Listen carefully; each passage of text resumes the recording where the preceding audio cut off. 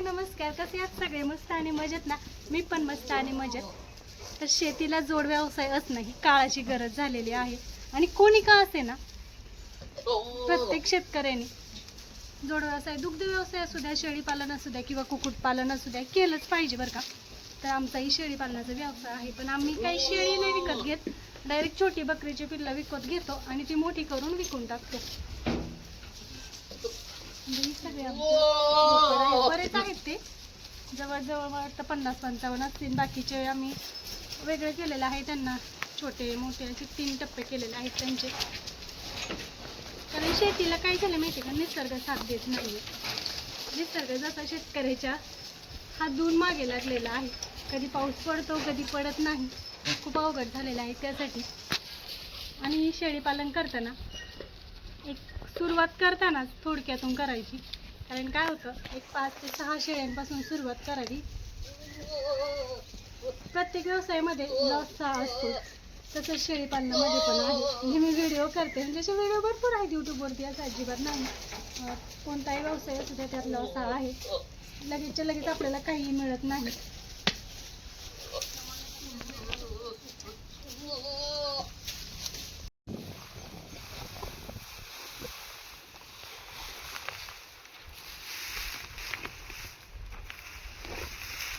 तर शेळ्यांना मी पात ठेवते कांद्याची, ही साठवून ठेवलेली पात आहे, इतकी शिल्लक राहिली.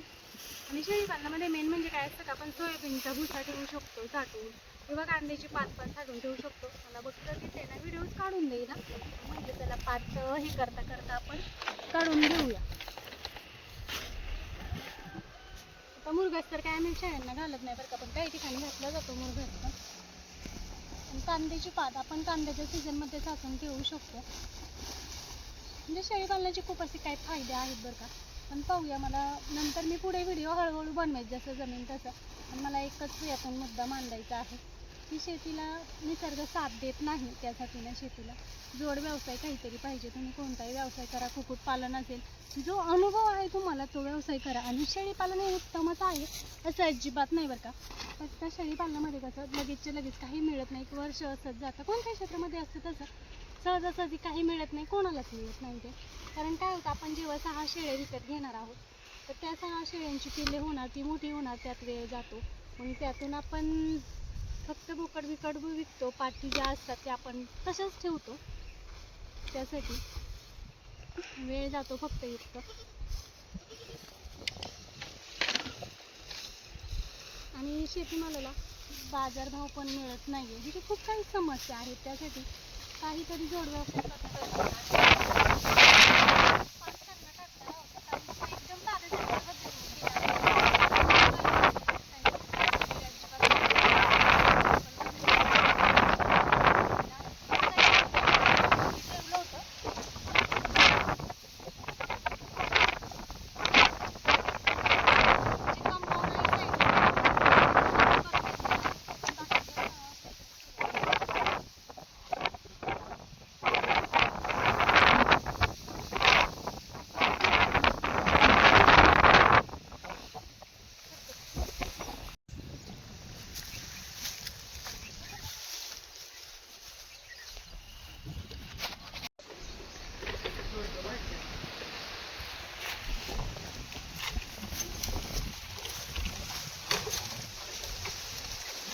वरच्या साईडने घेते ना.